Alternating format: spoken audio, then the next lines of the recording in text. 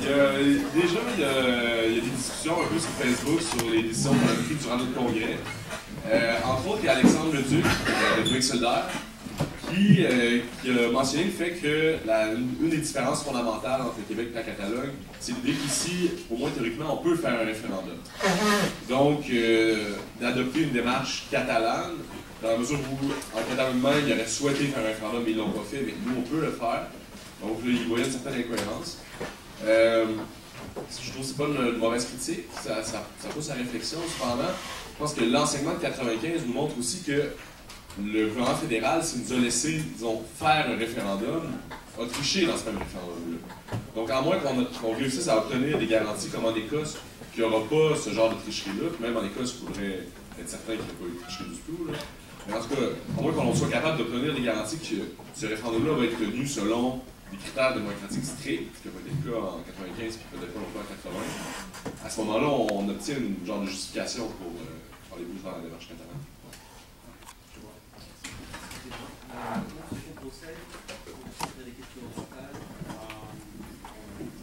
On a pu poser à la fois, oui. Oui, non, juste, ouais, je vais être plus court comme ça. Oui, juste un commentaire, Julien. Oui, mais je trouve ça un argument aussi pour faire un processus comme vous le présentez. C'est-à-dire, vous avez le droit de faire le référendum, mais vous avez le droit aussi de commencer un processus constituant. J'imagine, à la fin de tout ça, voter sur la Constitution. Selon la loi de clarté, il faut négocier la question et la majorité, cette question claire, cette majorité claire, mais bon, là, il faut demander à des juristes, mais est-ce qu'on peut poser une question claire sur la Constitution? Je ne vois pas de problème là-dedans. Et deuxième chose, il faut connaître pas pourquoi on fait l'indépendance, mais pour aller vers où on fait l'indépendance. C'est-à-dire, quand on a déclenché le processus souverainiste en Catalogne après l'échec du statut d'autonomie, tout ça, les gens posaient la question la plus importante était qu'est-ce qu'on veut faire avec ça? Et quand on a commencé à organiser la société civile, c'était exactement ça qu'on voulait faire. Donc, moi, je ne vois pas que ça soit un argument définitif contre la loi référendaire. En même temps, je comprends que c'est peut-être aperçu comme plus légitime de commencer par un référendum oui ou non. Merci beaucoup pour la conférence. Je vais juste répondre parce que l'argument de Leduc, il va revenir. Et en fait, c'est pas vrai qu'on peut. Je veux dire, l'État espagnol a refusé beaucoup plus brutalement le référendum au Catalan, mais quand l'État canadien a fait la loi sur la clarté, en disant on va reconnaître un référendum avec une majorité claire et déterminée, ben, c'est une façon plus habile de faire la même chose. Alors, l'idée de dire que la voie d'un référendum selon la légalité canadienne est disponible, je pense que c'est une erreur et que ça se défend. Et là, ma question était sur autre chose. On a eu un grand débat ici, puis ça fait plusieurs années quand même, l'idée du processus constituant qu'a amené Québec solidaire, par exemple. Je pense que ça a stimulé beaucoup la réflexion dans tout le mouvement indépendantiste sur cette question-là. Et la grande question, c'est qui doit écrire la Constitution? Et là, nous, Bayard, on a statué sur l'idée que ça devait être une Constitution écrite par le peuple. Et là, on a dit une Constitution, une Assemblée constituante élue ou tirée au sort, en disant, bon, on verra ça plus tard, etc. Mais est-ce que ça a été envisagé en Catalogne, l'idée, parce que là, je comprends que ceux qui vont écrire la Constitution, c'est une commission parlementaire. Est-ce que ça a été envisagé de faire ça populaire, puis comment ça va fonctionner à peu près? Est-ce qu'on le sait? Oui, tout à fait. En fait, c'est pour ça que dans la feuille de route catalane, il y a la première étape de 18 mois, il y a un processus constituant avec une commission parlementaire, mais le protagoniste, c'est-à-dire qui va mener ce processus, en théorie, c'est la société civile. C'est-à-dire on laisse la commission parlementaire recevoir de consultation, c'est-à-dire faire des consultations de la société civile comme à l'époque en 95 a été fait ici, c'est-à-dire un processus de consultation. Sauf qu'en Catalogne, avant d'arriver au référendum, on veut amener tous ces processus citoyens vers le Parlement. Et oui, finalement, ce sont des partis politiques élus dans les élections constituantes l'année prochaine, en théorie, qui doivent se mettre d'accord sur le projet. Qui doivent se mettre d'accord sur le projet de constitution. Donc, c'est un peu un processus bottom-up, c'est-à-dire c'est un processus qui commence avec les citoyens, mais va aboutir vers le Parlement. Et, juste ajouter une chose, dans ce processus, les organisations citoyennes ont un rôle très important. La nouvelle plateforme Construim, la nouvelle plateforme bâtissée, c'est-à-dire construire, oui, c'est une plateforme qui a été formée exactement pour ça, pour faire des propositions de constitution. Bonjour, je voudrais continuer sur l'idée que vous avez donnée à la fin de votre réponse à Julien, à savoir qu'il faut savoir ce qu'on veut faire avec l'indépendance. Il faut que ce soit un projet qui mène à un projet de société. Quelle importance accordez-vous dans le contexte de 2016 à la volonté des peuples, du peuple catalan et des autres peuples, de se libérer non pas seulement du joug de leur oppresseur traditionnel, mais aussi du joug de la tyrannie mondiale, de l'ordre mondial? On sait ce que ça fait, on voit ce qui est arrivé à la Grèce, on voit les gens qui marchent dans les rues. Quelle importance peut avoir cette volonté des peuples à l'heure actuelle dans leur projet d'indépendance? Merci. C'est une question tout à fait pertinente parce que, comme vous savez bien, en Catalogne, il y a la coalition Ensemble pour le Oui. Il y a aussi les souverainistes, la candidature de l'unité populaire, qui ont 10 députés. Ils sont plutôt... ils veulent faire l'indépendance exactement pour ce point-là. Et c'est une opinion partagée, au moins, à mon avis, pour une certaine partie de la coalition Ensemble pour le Oui. C'est-à-dire l'idée qu'il faut faire l'indépendance pour proposer un nouveau modèle d'Europe. La Catalogne fait partie de l'Espagne aujourd'hui. L'Espagne, c'est parmi les pays du sud de l'Europe qui ont été le pays le plus frappé par la crise économique. On a encore aujourd'hui 20% de chômage, 45% de chômage chez la jeunesse. Donc c'est une situation de crise économique très sévère. Puis les partis politiques souverainistes se sont mis là-dedans. Ils ont proposé faire la souveraineté aussi pour récupérer l'autonomie financière. Est-ce qu'on peut faire ça dans un contexte de mondialisation, dans un contexte global, etc. C'est une question. En plus, dans le contexte de l'Union européenne actuelle, j'ai dit qu'on peut faire ça de façon pratique, mais au moins c'est dans les programmes politiques souverainistes. Concrètement, la coalition Ensemble pour le Oui, comment elle a fait pour réussir, pour rassembler la gauche, la droite, ceux qui étaient plus au centre, concrètement, le processus là, de A à Z? Oui. Concrètement, Ensemble pour le Oui s'est formé par Convergencia et Esquerra. Convergencia, c'est une partie libérale de centre-droite. Esquerra, c'est une partie de gauche, de centre-gauche. Ces deux partis-là, c'est les deux partis majoritaires en Catalogne depuis longtemps. Donc, ils ont décidé de se mettre d'accord, d'abord et avant tout sur la base de la feuille de route. Donc, ils se sont mis d'accord sur les projets d'indépendance, même s'ils sont en désaccord sur les autres questions. Par exemple, sur la question de société, sur la question de justice sociale, sur la question financière, j'imagine qu'il y a beaucoup de différences entre le membre d'Esquerra le plus à gauche et le membre de Convergencia le plus à droite.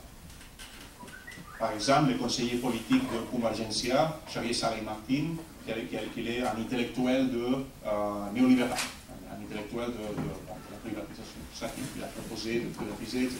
Bon, là, il y a une grosse différence du point de vue économique, de la politique économique. Mais du point de vue de la feuille de route, ils se sont mis d'accord pour exécuter cette feuille de route. Dans le système électoral proportionnel, on gagne plus de sièges si on se met d'accord et on fait une plateforme tous ensemble. C'est une plateforme. Ici, c'est encore, dans le système majoritaire de scrutin québécois, c'est encore plus clair. Si on se met d'accord, on va gagner plus de députés. Mais encore dans un système proportionnel, c'est encore comme ça. Même si il y a des nuances. Il y a des nuances parce que certains politologues ont critiqué ça, parce que selon certains sondages, était plus avantageux de se présenter séparés. C'est plus avantageux de se présenter séparés. Mais ils ont jugé plus légitime, un projet plus fort, se présenter ensemble avec le même idéologie.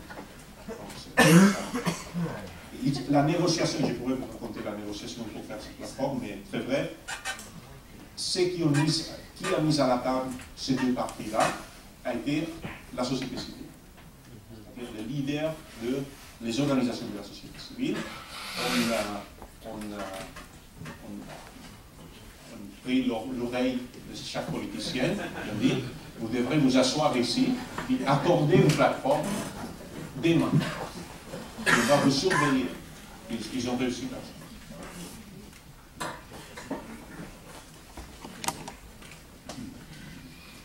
Oui, bonjour. C'était par rapport au référendum de 95. Je pense que vous avez lu les documents qui ont fait suite, comme la loi sur la clarté. Moi, j'avais deux questions à vous poser là-dessus. C'est que, compte tenu de la loi sur la clarté, bien, vraiment, c'était clair que les conditions étaient imposées par le fédéral, qui étaient vraiment malhonnêtes.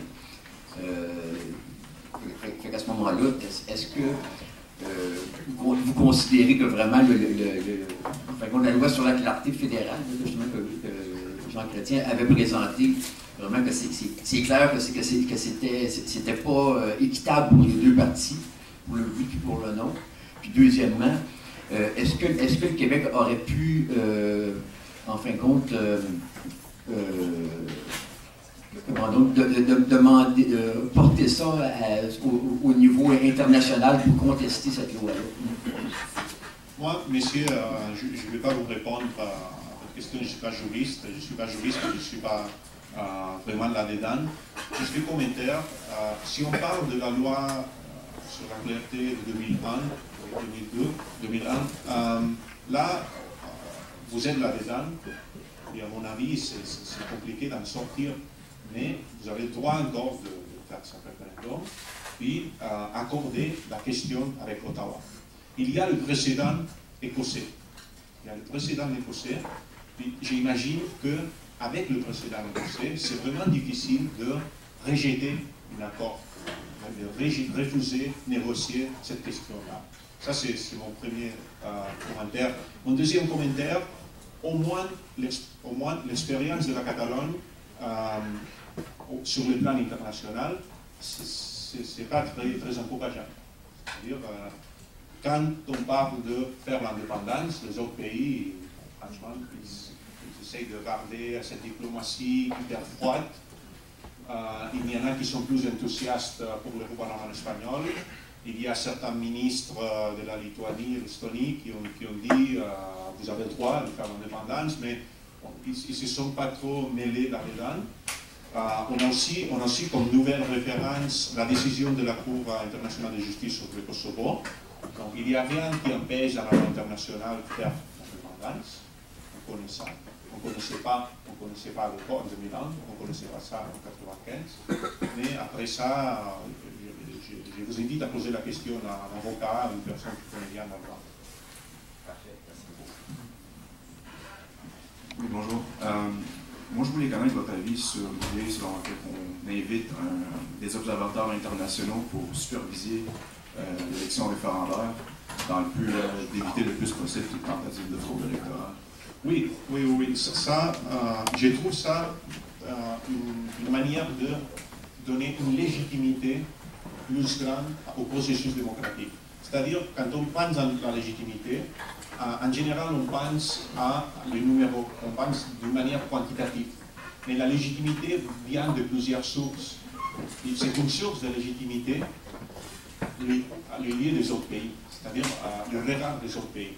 La manière de, par exemple, internationaliser la consultation non officielle qu'on a fait en Catalogne l'année dernière, la manière d'internationaliser ça a été inviter des observateurs internationaux, parmi d'autres des professeurs de droit, des professeurs de sciences politiques québécois, et même une délégation de partis politiques québécois. On a fait ça exactement pour faire notre cause beaucoup plus internationale. Mais pas juste de nations en quête de souveraineté, mais aussi des autres pays, c'est-à-dire des observateurs internationaux qui se promènent partout, et pourquoi pas les inviter dans le processus. Merci.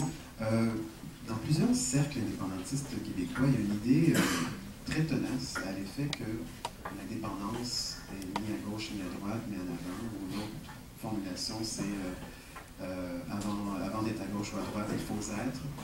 Et moi, quand je regarde l'exemple de l'Écosse et aussi de la Catalogne, malgré le fait que, bon, il y a des indépendantistes de gauche et de droite qui ont collaboré, ça ne change pas le fait qu'ils ont lié le projet d'indépendance à un projet de société profondément progressiste, comme par exemple, vous, au point 3, vous mentionnez sécurité sociale et tout ça, donc des investissements sociaux, une lutte contre l'austérité.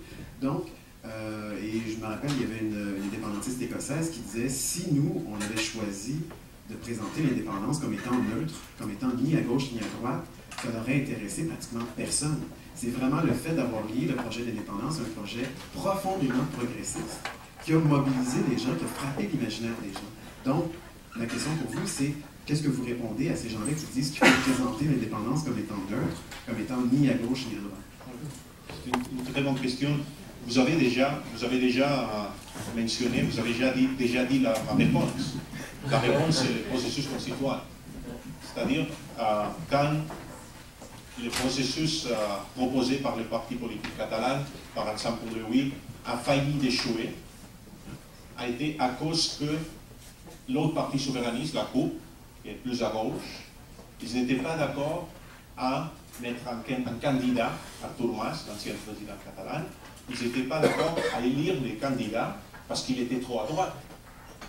Qu'est-ce qu'ils ont fait? Ils ont dit, écoutez, on change de candidat finalement, on change de candidat, et en plus, on va discuter ces projets de société dans un processus constituant où vous aurez l'opportunité de participer dans ce processus constituant. C'est de cette manière que les souverainistes de droite, ou les souverainistes de centre-droite, et les souverainistes de centre-gauche, ont accepté d'embarquer tous ensemble dans un projet d'indépendance. Mais ça ne veut pas dire du tout l'indépendance, c'est pas de gauche, pas de droite. Non, non, non. Ça veut dire que l'indépendance, c'est exactement ça, c'est faire un projet de société. Moi, je vais vous donner mon opinion personnelle. Si on parle de faire un projet de société, un nouveau projet de société, ça va être toujours progressiste. Pourquoi? Parce que si on fait un projet démocratique, si on fait un processus de participation démocratique, les gens vont exprimer leurs besoins économiques, leurs besoins d'état-providence, de société. Puis, à mon avis, ça va être toujours positif, ça va être toujours progressiste. Donc, oui, c'est très important de lier cette idée de l'indépendance à des processus constituants. Bonjour. Moi, je m'intéresse à la question de l'immigration. Ici, à Option Nationale, on a fondé un comité d'immigration l'été passé. On a commencé à aller voir les immigrants depuis 1 an et demi, 2 ans. Et on s'est rendu compte qu'il n'y a personne dans notre mouvement qui avait fait ça avant. Puis, je me demandais, parce qu'on sait qu'en Écosse, il y a des communautés culturelles qui ont joué un rôle dans le référendum, dans le camp du oui. Et je me demandais, ça avait été quoi le rôle des immigrants en Catalogne par rapport à tout le processus, en particulier dans la société civile. Puis, ça a été quoi l'attitude de la généralité de Catalogne par rapport aux personnes des communautés culturelles? Ouais. Ça, c'est toujours la question, peut-être parmi les plus compliquées dans le mouvement de l'indépendance. Oui. En Catalogne, l'immigration a resté en fait dehors du mouvement souverainiste, c'est-à-dire ces gens-là qui viennent d'arriver en Catalogne parce qu'ils cherchent un emploi, ils cherchent une vie meilleure que dans leur pays. Ils ont la misère peut-être des fois à comprendre le projet de société catalane. Donc les efforts ont été plutôt faits au niveau de participation dans de petites villes. C'est-à-dire c'est beaucoup plus facile dans les régions de s'engager dans un processus interculturel, dans un processus de participation des activités qu'on organise dans les villes. Par exemple, un exemple très intéressant, on était à les consultations locaux sur l'indépendance qu'on a fait de 2008 à 2011 en Catalogne. C'était dans ce milieu-là, un milieu communautaire, on a organisé des consultations sur l'indépendance, et ça a été dans cette à petite échelle, c'est-à-dire que les gens issus les Catalans issus de l'immigration, ils ont eu l'opportunité de s'exprimer. Il y a une autre question liée à ça. Il y a aussi la diversité en général.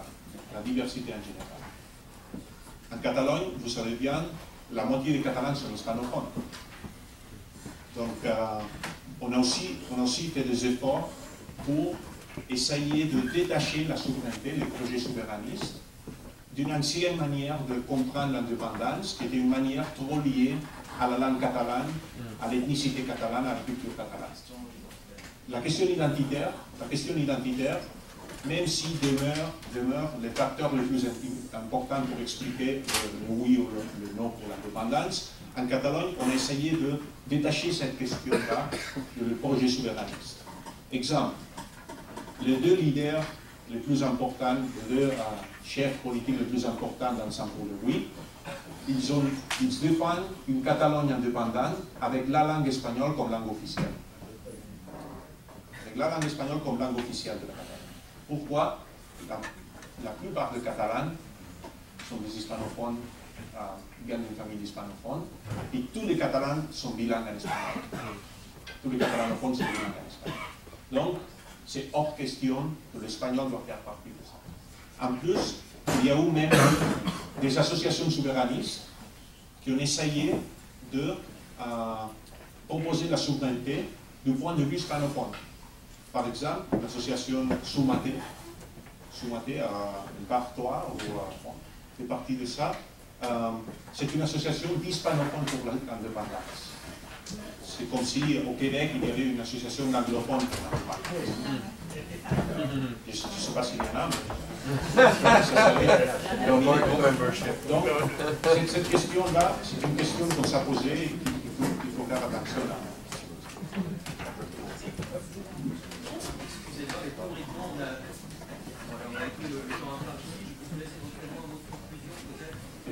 Bon, merci beaucoup. Je vais déjà remercier pour tout ça. Je suis très content d'avoir participé dans votre congrès.